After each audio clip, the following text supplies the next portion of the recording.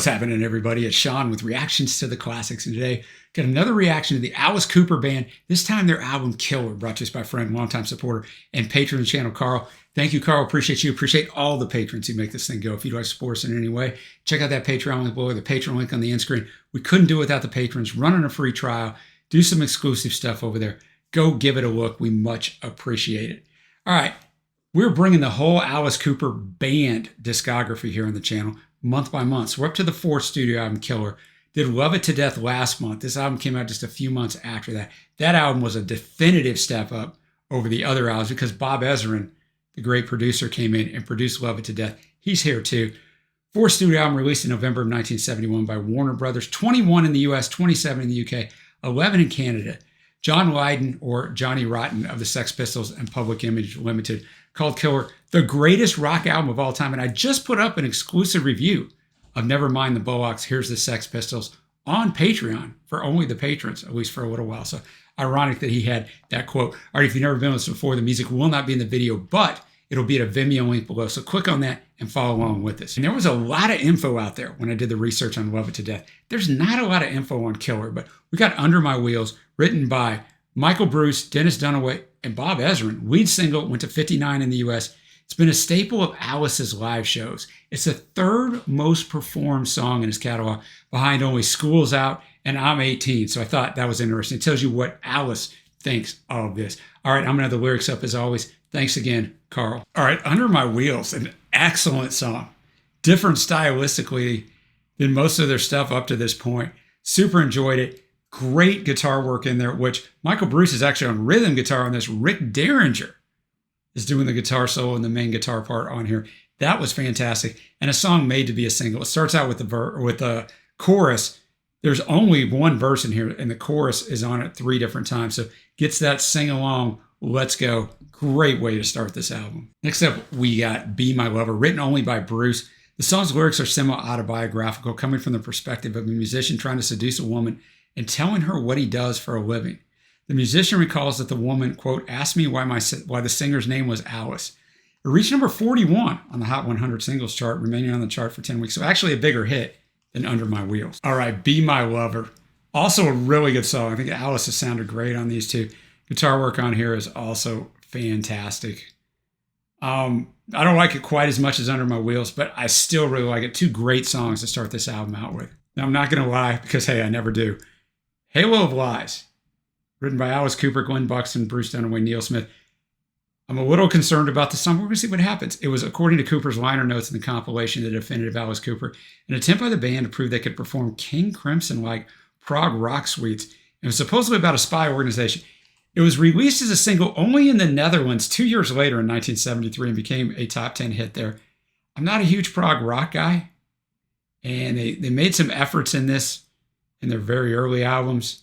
That didn't work out real well, but that was more a production problem. So let's see what we got. All right, Halo of Flies. When you read the lyrics after knowing that they said it was about a spies, yeah, you kind of get a little James Bond feeling there. Look, it's not a bad song. It doesn't feel all drawn out and stuff. Some of their earlier stuff when they attempted this did.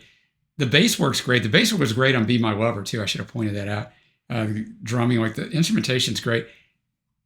I think it would have made just as much sense not trying to drag it out into these long suites. I don't know if that lends to the song. For those of you that love prog, you're going to say that it does. I get that, totally. You could be right and I could be wrong, but still a fine song. We'll go to the last track on the traditional A side. We got Desperado, written by Cooper and Bruce. Alice said in the liner notes of A Fistful of Alice and in the studio with Redbeard that the song was written about his friend Jim Morrison, who died the year this album was released, just a little bit before this.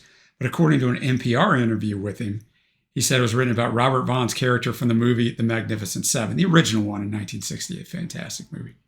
So who knows, man? We never know with these things. Desperado. Almost some classical stuff at the start of it, right? Interesting vocal delivery. I liked it. Almost a Jim Morrison at times type of vocal delivery. So I see that for Jim. The story itself unfolds like it's a gunfight, like it's The Magnificent Seven in 1960. So I don't know, but the song itself, it's quite good. It's probably actually my least favorite song on the first side. So that tells you I hold Halo of Flies up there a little bit, but still a good song. There's no misses on side 1. Let's go to side 2. We have You Drive Me Nervous. Not You Make Me Nervous, You Drive Me Nervous.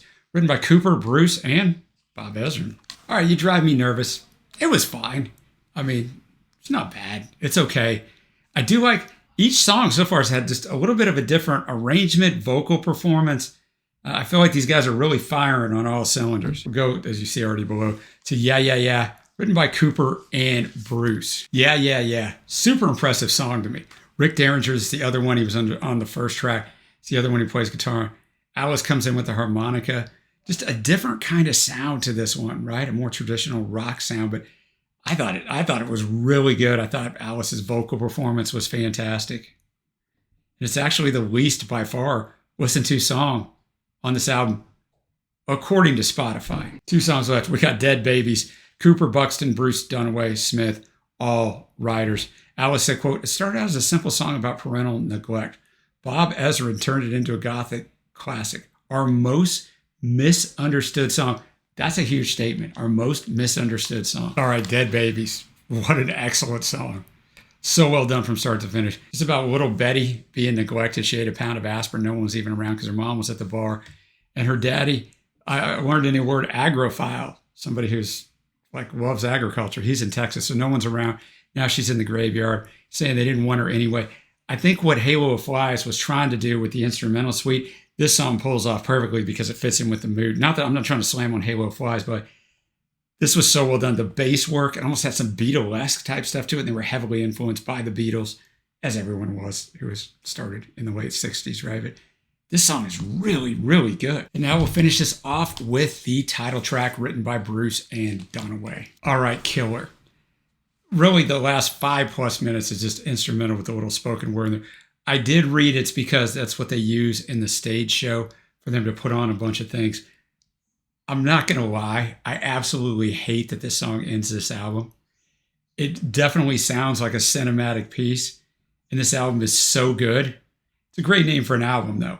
And I get where it fits in the stage show and doing that stuff. It's by far my least favorite song on here. It's not even really a song. It's more a cinematic piece, at least for this guy. It's going to bring me to my favorite tracks. Look, Love It to Death had 9 songs and 5 of them were honorable mentions or faves. This has got 8 songs, 4 of them are faves. Under My Wheels, Be My Lover, Yeah, Yeah, Yeah, and Dead Babies. Now we'll get to my overall score. I read a bunch of stuff when I was doing the research for Love It to Death that if you combine the material from Love It to Death and Killer, remember they came out in the same year, only a few months apart, that you might have the best album in 1971. I wouldn't go that far, but it would be up there. It would definitely be up there. Unfortunately, that's not what we did, but I get it. It's very impressive. Both of these albums are very impressive. I don't think this album has the highs of maybe a Ballad of Dwight Fry or I'm 18, but I think it's more consistent. I like every single song on here except for the title track. So it's going to knock it down a little bit, but I don't want to give it away. But I guess I gave Love It to Death an 8.0. This is going to be an 8.25. On some days, this might be an 8.5 for me, but 8.25 quality is way up here. I mean, these guys are humming now. 2 really good albums. I think this album is borderline fantastic. So we'll continue with School's Out next month. Thank you to Carl for bringing this one. Let me know your favorite tracks down below. Also, let me know where you think this fits in Alice Cooper's best albums. And until next time, guys, I will see you.